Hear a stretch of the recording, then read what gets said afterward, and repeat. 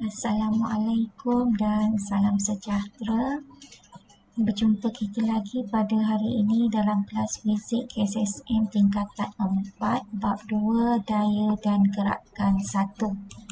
Standard kandungan 2.1 gerakan linear. Dan standard pembelajaran pada hari ini, murid boleh 2.1.3 menyelesaikan masalah gerakan linear dengan menggunakan persamaan V sama dengan U tambah AT, S sama dengan setengah U tambah V darab dengan T, S sama dengan UT tambah setengah AT kuasa 2 dan V kuasa 2 sama dengan U kuasa 2 tambah 2AS.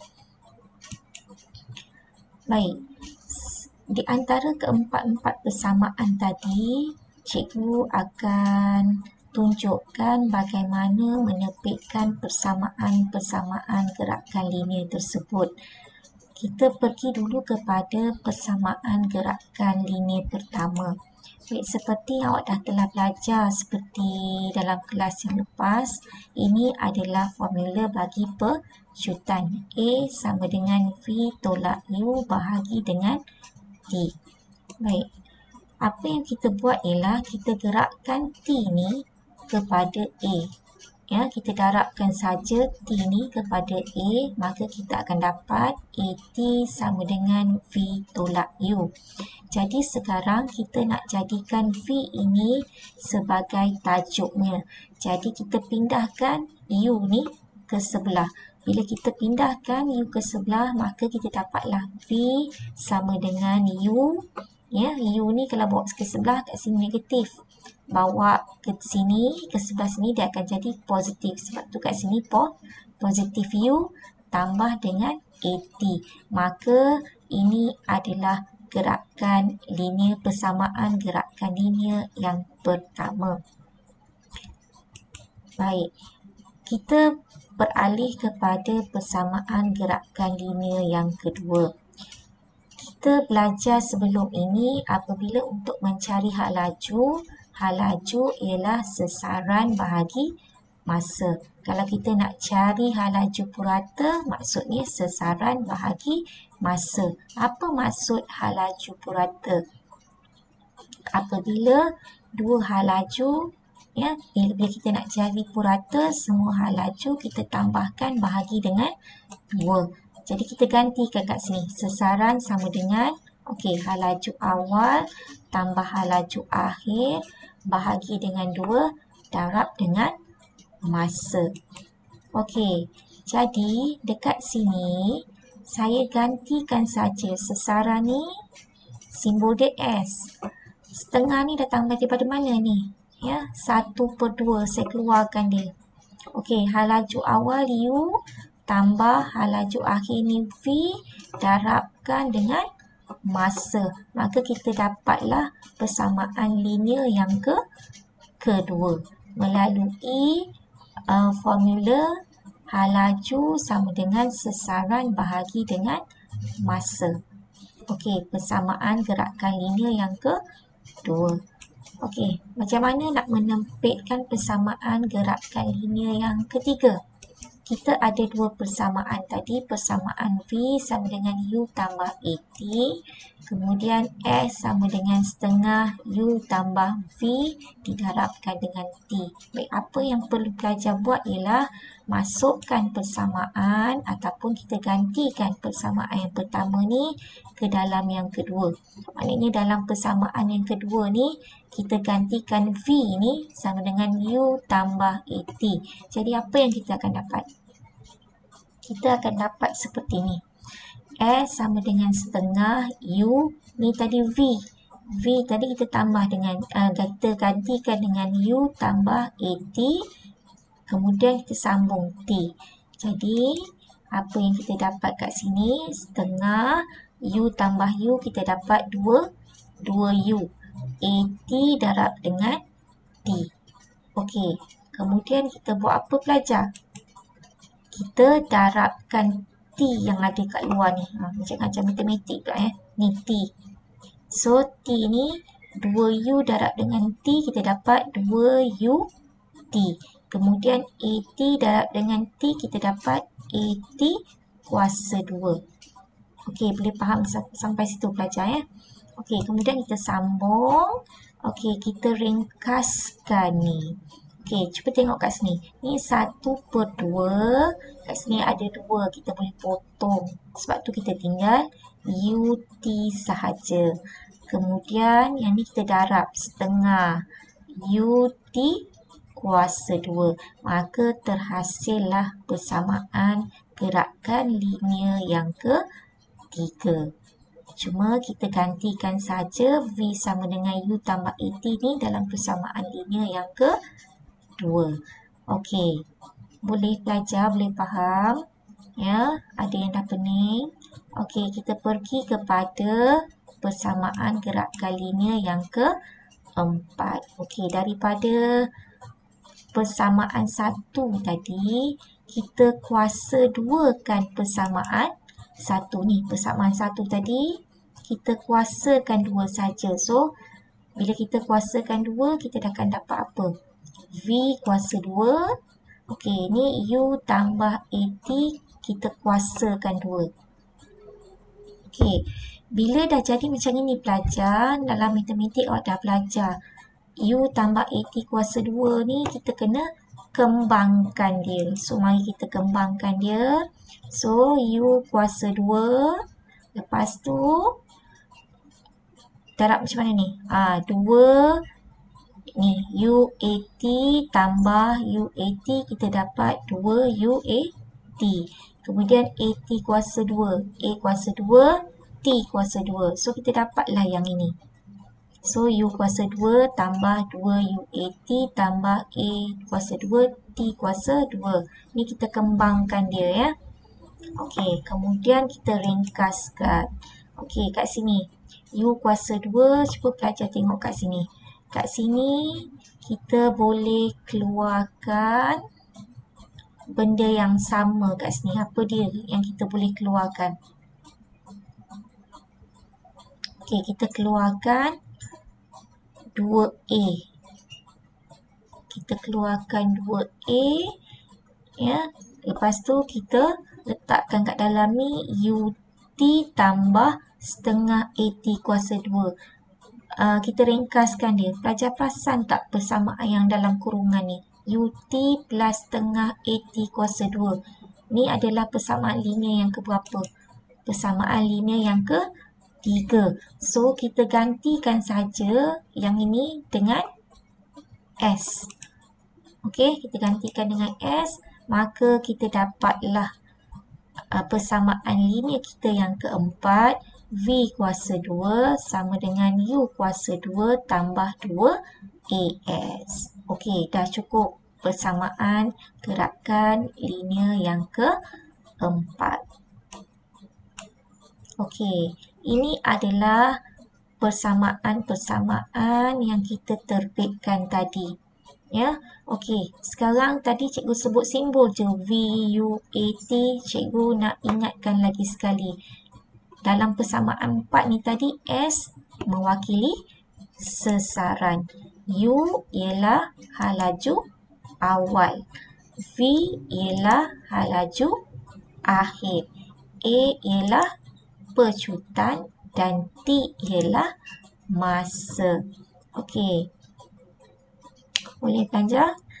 Kita pergi kepada slide berikutnya. Okey, ini adalah persamaan gerakan linear yang kita terbitkan tadi. Ada 4. Kat sini cikgu nak tunjukkan daripada persamaan ni kita boleh dapatkan nilai apa. Okey, boleh tak nampak? Untuk persamaan yang pertama ni, awak boleh cari T, awak boleh cari U, awak boleh cari V, awak boleh cari A. Tapi boleh tak cari S? Tak ada. Kat dalam ni tak ada S. Untuk persamaan yang kedua, S sama dengan setengah U tambah V darab dengan T ni. Okey, S ada, T ada, U ada, V ada. Cuma nilai apa yang tak ada? Tak ada nilai A sahaja. So, untuk formula kedua ni kita tak boleh cari A. Untuk formula pertama kita tak boleh nak cari S. Okey, formula gerakkan linear yang ketiga. S kita boleh cari, T kita boleh cari, U kita boleh cari, A kita boleh cari, yang kita tidak boleh cari adalah nilai V sahaja. Okey, yang ni untuk persamaan gerakkan linear yang keempat ni kita tak boleh cari T. Yang lain semua kita boleh cari dalam menggunakan formula yang keempat. Baik, mari kita tengok bagaimana nak menyelesaikan masalah menggunakan persamaan gerakan keempat-empat, persamaan gerakan linear ini. Mana satu kita nak guna? Okey, kita tengok contoh yang pertama. Okey, contoh yang pertama dia kata sebuah kereta memecut dari keadaan rehat mengambil masa 4 saat untuk mencapai laju 25 meter per saat. Cari pecutan kereta itu. Baik pelajar, selalunya saya selalu suruh pelajar tulis keempat-empat formula tadi supaya senang awak nak pilih mana satu formula yang awak nak gunakan. So, yang perkara pertama, setiap kali dapat soalan, tulis dulu formula, empat-empat formula ni kat mana-mana penjuru, mana-mana kertas. Okey, lepas tu perkara yang kedua, keluarkan maklumat yang ada dalam soalan. Awak tulis dengan menggunakan simbol. Contoh, sebuah kereta memecut dari keadaan rehat. Apa maksud keadaan rehat ni? Dia mewakili apa?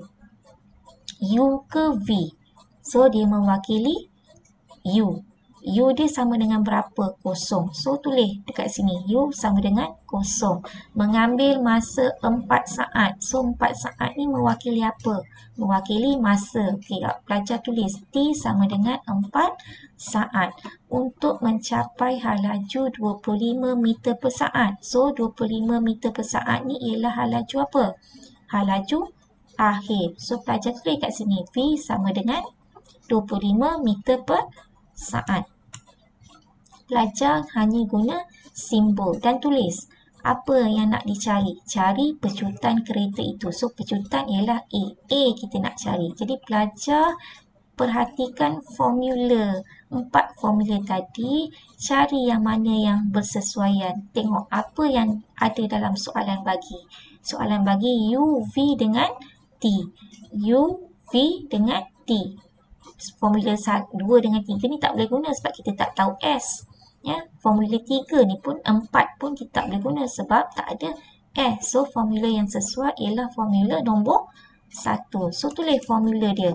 V sama dengan U tambah A T. Masukkan nilai dalam formula. Ya, yang ni saya dah gerakkan siap-siap ni. Ya, so saya akan dapat macam ini. 25 tolak kosong bahagi dengan 4 daripada persamaan ni. Ya, ni alih, U ni alih ke sini akan dapat tolak V tolak U. So, tinggallah AT kat sini. So, saya nak A saja. So, kita bagikan dengan T. So, jawapan dia awak akan dapat 6.25 meter saat negatif 2. Sebab ini adalah pecutan. Okey. Boleh faham pelajar? Okey, nak lagi faham kita tengok contoh nombor 2. Okey, contoh nombor 2. Sebuah kereta lumba melalui trek yang lurus dengan kelajuan 40 meter per saat. Selepas 3 saat, kereta lumba tersebut mencapai laju 50 meter per saat. Cari sesaran yang dilalui oleh kereta lumba tersebut. Seperti biasa, cikgu kata tulis formula. 4 formula tadi. Okey, kemudian tulis maklumat apa yang ada dalam soalan. Guna simbol saja pelajar, senang. So, sebuah kereta lumba melalui trek yang lurus dengan kelajuan 40 meter per saat. So, 40 meter saat ni ialah laju awal. Selepas 3 saat ni ialah masa.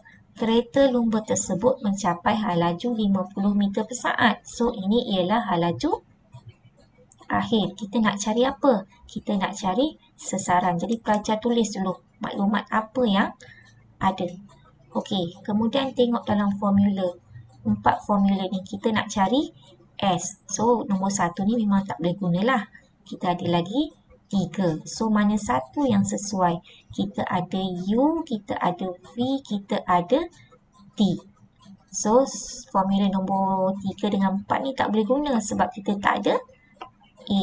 Jadi, kita akan guna formula nombor 2. Tuliskan formula nombor 2. Masukkan sahaja, gantikan sahaja maklumat yang ada tadi ke dalam formula. Okey, tekan kalkulator dan pelajar akan dapatlah jawapannya. Jadi, sasaran dia ialah 135 meter. Okey ya. Okay, kita pergi contoh yang seterusnya. Contoh yang ketiga. Contoh yang ketiga ni dia kata Maria mengayuh basikal dengan laju 8 meter per saat. So 8 meter per saat ni ialah apa pelajar? Laju awal. 8 U8. Dia menekan brek basikal secara tiba-tiba dan berjaya berhenti setelah bergerak sejauh 2 meter. Menekan brek basikal. Bila kita tekan brek, kita ada hal laju lagi tak? Tak ada. Ya, dia berjaya berhenti. Bila berhenti, maka kat sini hal laju akhirnya ialah kosong. Bergerak sejauh 2 meter. So, 2 meter ini ialah sasaran. Dia suruh kira apa? Dia suruh kira pecutan yang dialami oleh Maria dan basikalnya. Seperti biasa, tulis dulu formula, keempat-empat formula. Kemudian tulis maklumat yang ada dalam soalan. Okey, ini maklumat yang ada dalam soalan.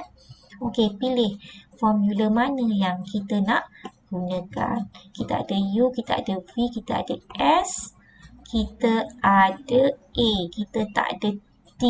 So, mana satu yang boleh kita gunakan? So, formula 1, 2, 3 tak boleh guna sebab kita tak ada nilai T. Jadi, yang sesuai ialah formula nombor 4. Kita tuliskan formula nombor 4. Masukkan nilai kat dalam dia. Okey.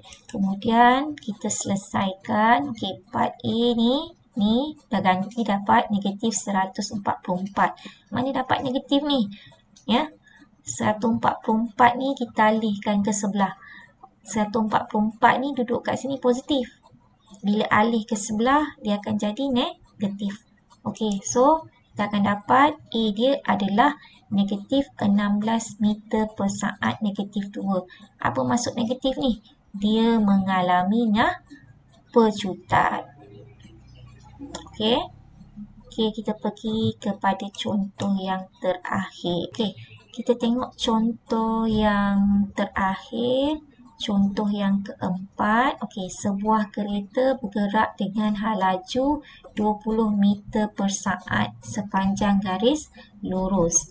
Pemandu itu menekan brek selama 5 saat. Ia menyebabkannya pecutan 3 meter per saat negatif 2. Berapakah laju akhir kereta itu?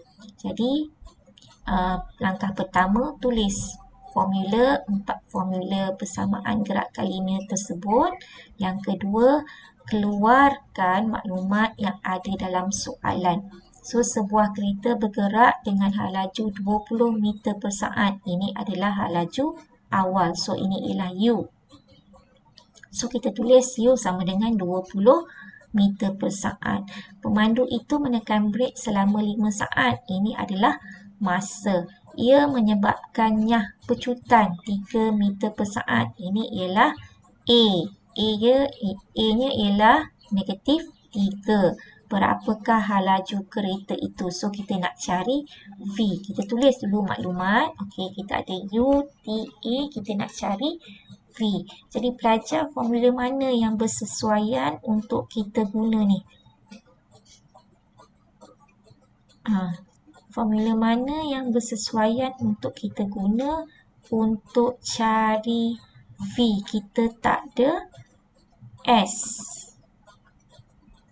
Jadi, kita akan guna persamaan nombor 1.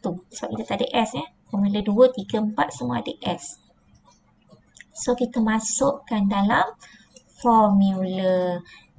Sekarang pelajar tolong berhati-hati. A ni ya, sebab dia kata nyah pecutan. Nyah pecutan ni bermaksud A ni ada nilai negatif. Jangan lupa tanda negatif ni. So kita masukkan dalam formula. So kita akan dapat jawapan 5 meter per saat. Ini laju akhir kereta sebelum dia berhenti. Kalau pelajar silap kat sini, lupa letak tanda negatif ni, maka pelajar akan dapat jawapan yang salah.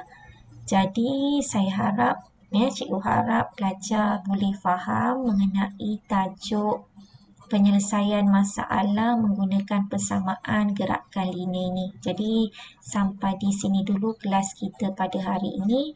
Kita akan berjumpa di kelas yang akan datang. Selamat belajar.